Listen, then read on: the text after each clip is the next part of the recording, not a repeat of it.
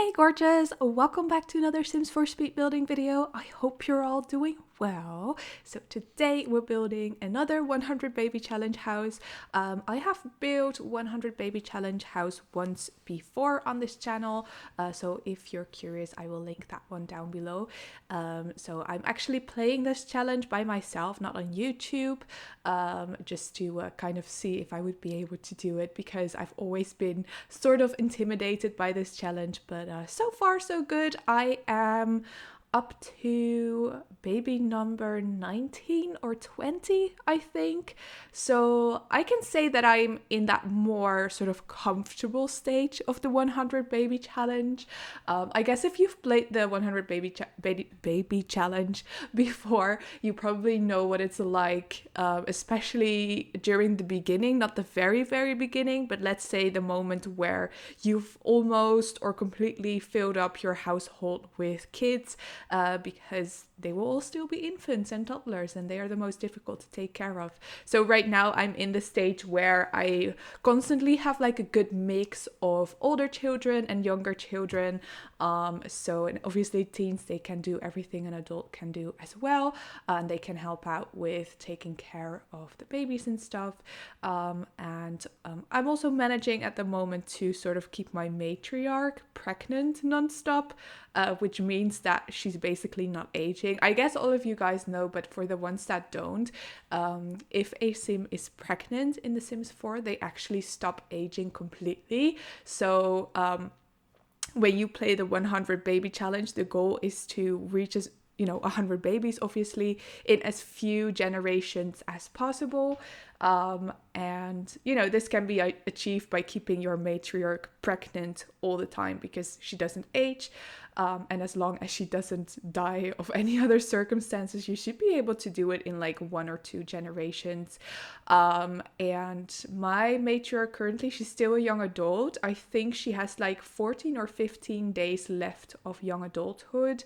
And I think at the moment I should be able to, sort of keep her pregnant constant, maybe just like lose one day in between, because let's be honest, sometimes it's not as easy to seduce men, especially not since the new update, because you have the new compatibility sort of update. So not every sim will be compatible with each other. So sometimes I'm trying to seduce a man who turns out to be gay, or I turn out to have a very bad compatibility with them, and like every interaction I try to have with them comes out negative.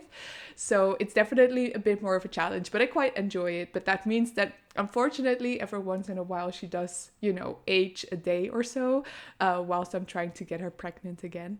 So yeah. But anyways, this is the second house I'm playing in. I built this in Henford on Bagley, as you can probably tell. This is on the, what's it called? Like the national park lot in Henford on Bagley, because I wanted to have a little bit more of a green area, which I thought would be nice for the kids to play around in. And also I live close by the river in which your Sims can actually swim. So, that I thought it would be quite nice to have a bit of a change of scenery from Sensequoia. And to be quite honest with you, I'm not a huge fan of Sensequoia. I feel like, and I know that a lot of people have said this before, there's just not a lot to do in the world. Like obviously downtown you have the splash pad and like the rec center and stuff, but I don't really go there. If you're playing the 100 baby challenge, you're basically just staying on your lot. Basically the only time I'm ever leaving my lot is to try and find a new baby daddy, really.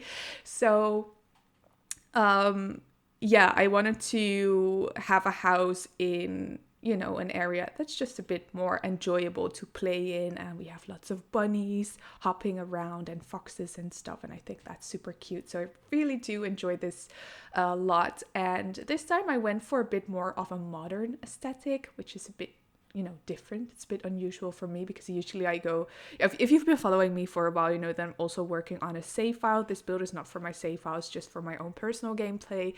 But I am renovating all the worlds, and I'm kind of sticking to a more Victorian aesthetic, I guess. So I'm not very comfortable building modern houses, but I had some fun building this. So it's a bit of a modern, let's say, farmhouse aesthetic, and yeah, I quite like how it came out. Similar, or not similar, like actually the same.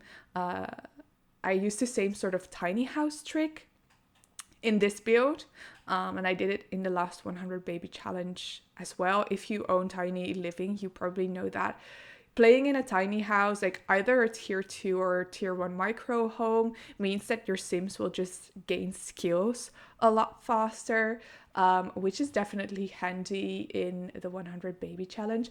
Although I do feel that, you know, the toddler skills are still sort of slow. So yeah, I'm not sure if that actually helps for the toddler skills, but definitely for the adults, building their skills in a tiny house is just a lot better, just goes a lot quicker. And I mean, I guess I know it's kind of cheaty. I don't think you're really supposed to build a tiny house in this way. But, you know, it's for, you know, for gameplay, I thought it's nice. It's just a lot easier to play this way. But that does mean that you will run into a couple of issues. And I have addressed these in my previous 100 baby challenge build as well. But basically, I think the thing that annoys me the most is the lighting glitch on the floor, especially during daytime. For some reason, if you're just putting like regular lights in your house, it doesn't light up the floor at all. And it means that often, you know, it's sort of like the floor sort of has like a weird bluish hue to it. So that means that I was just very limited in, you know, the flooring options that I could pick for this house because, you know, I didn't want the floor to look blue or pink. I wanted to have like, you know, a less distracting color for a floor, I guess. So in the end, I settled on an island living, I think dark wooden flooring, and it looks fine. And during the night, for some reason, you know, the outdoor lighting and the indoor lighting sort of looks the same, and I'm not sure why that is, but especially during the day that can be annoying. And another thing that's a bit weird is, you know, you have no ceilings, so you will only notice this in the screenshots, but during gameplay obviously you don't notice it because you never look at the ceiling, you just kind of play from a bird's eye view. So that doesn't really bother me personally, especially not during gameplay. Obviously in the screenshots it's really ugly and annoying, but it's fine for gameplay. And some other things that I have noticed that I think might have to do with the fact that this is sort of like a fake tiny house. For some reason, like a lot of Sims just walk into my Sims house without knocking, and they don't have, you know, a residence key. So basically all my baby daddies, they just sort of, you know, walk in my house and start interacting with the kids, or sometimes even start cleaning the toilet, which that's not a problem, obviously, but it's just a bit weird. And I, you know, keep on having to ask them to leave. And then sometimes, like even 2 minutes later, they appear on my lot again, which is really strange. And I'm not sure if that's a tiny house thing or if other people are experiencing this as well lately in regular houses. And also what I have noticed is that my Sims tend to sort of run from one side of the house to the other side of the house, and I've not really noticed that before, but that's actually a good thing because that means that they'll just move around quicker, because this house is definitely a lot larger than the previous 100 baby challenge house. That one was around 60k and this one is around 110k, I believe. So yeah, it's just a lot bigger, and especially for toddlers that can be a bit annoying because they have to walk quite a bit. Initially I had the toddler room, like the infant and toddler room, I have them share the room on the left wing of the house, but I have all the sort of toys and stuff on the right wing of the house. So when I want my toddler to sort of wake up and start working on their skills and stuff, I have to get them from one side of the house to the other side, and it just takes them a long time to get there. So in my own gameplay, I ended up putting an additional toddler bed in like the regular kids bedroom, so that, you know, they don't have to walk around that much. And I put an additional potty in the play area as well, just outside under the awning there, where I put I don't know if I did that actually already, but I set up like a cute sort of outdoor cinema area for the kids. This house basically has a lot of activities and stuff to do for the kids, which is super cute. But I find that, during gameplay, I actually don't really make my kids use the toys all that often. I just usually opt for like the safe stuff that I'm sort of familiar with, like just have them play with, for example, the dollhouse. And obviously teens, they don't use the toys. I find teens to be the most annoying when their fun is really low when they're back from school. So I just make them bike around. But on this lot, for some reason, like the biking tends to glitch a lot. And I need, if I just select the, ride around on your bicycle, bicycle interaction, they don't really do it. They just go sit on their bicycle and then they just don't go anywhere, which is a bit annoying. And I don't know why that is. But yeah, I did not experience that on the previous lot, but I do on this one. So yeah. So for lot traits, I don't think I put any lot traits on this build before uploading it to the gallery, because I feel like, depending on your own personal gameplay and whatever sort of profession it is that you get your matriarch into, you can just pick your own lot traits accordingly. I think I went for like something that sort of gives a skill boost for painting and stuff, because my matriarch is into painting currently. She was into writing, but writing books takes a long time, and I find that I don't really have time to do that anymore. So I just kind of got her a sketch pad to make digital paintings, because they basically are worth the same amount as regular paintings, but they just finish a lot quicker. Oh, and just quickly, right here you see me working on the children's play area, and I put like a sort of blackboard there, which I thought was super cute, because it looks like they sort of drew those sort of owls and stuff on there with chalk. That's not like an original idea that I had. I thought I watched, it was definitely the Delicacy playthrough of Growing Together, and she did something similar in her house as well. And I thought, oh, that's super cool and really cute for like a family house. So next time I build a family house, I'll definitely have to use that. So there you go. I put it in twice, I believe, even in this house. So I really like that idea. So yeah, but definitely, guys, do let me know what you think of this house and if you would have any tips. Like, other than, from what I noticed that does annoy me a little bit in this 100 baby challenge house is just, the fact that there's 2 wings and they're quite far apart. But for me, having a 100 baby challenge house, there's a couple of things that I really need to get. So basically, I need them to be 1 story. Like, I don't want any stairs, because it's just going to be really annoying, especially with toddlers and infants. And like, obviously we need to have the sort of classic 100 baby challenge items, such as the money making trash bin, very important, cannot forget that.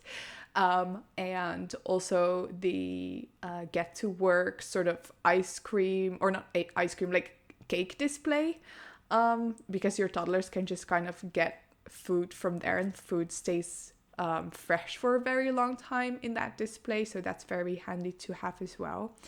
And obviously just a bunch of toys, and especially skill building items for your toddlers. I like to use the Wabbit tablet a lot. It's very handy. They don't build skills on the Wabbit tablet super quickly. I find that using just regular toys and stuff makes their skills go up a lot faster. But that is very handy to just sort of, get them to sit down and work on some skills every once in a while. And yeah, what else? Obviously, I always want the matriarch's bedroom to be close to the infant's room, just so, she has easy access when one of them starts crying and stuff. So I put 4 infant beds in this build, but these are the ones that are convertible to toddler beds, so I thought it would be handy during gameplay. But again, from experience of playing with this house, I would suggest you put a toddler bed actually in the normal child bedroom, just so they don't have to travel from one wing to the other to get to their toys and stuff and to start building skills.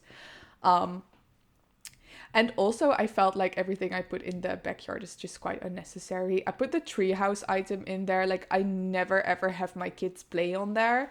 And they do tend to sort of randomly want to go sleep in the treehouse, which is quite annoying because if you want to wake them up, you know, just to go to bed, to the regular bed, it takes them quite a long time because they have to go down to the ladder and stuff.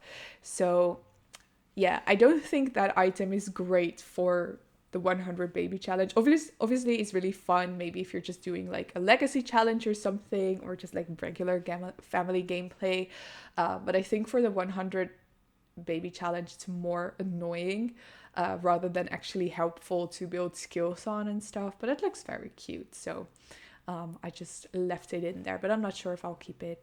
So anyway, guys, we're already in the screenshots. I really hope you enjoyed this video. I'm going to leave this voiceover right here. Let me know if you like this video by leaving a like or a comment, or feel free to subscribe. And I hope to see you all in the next one. Bye!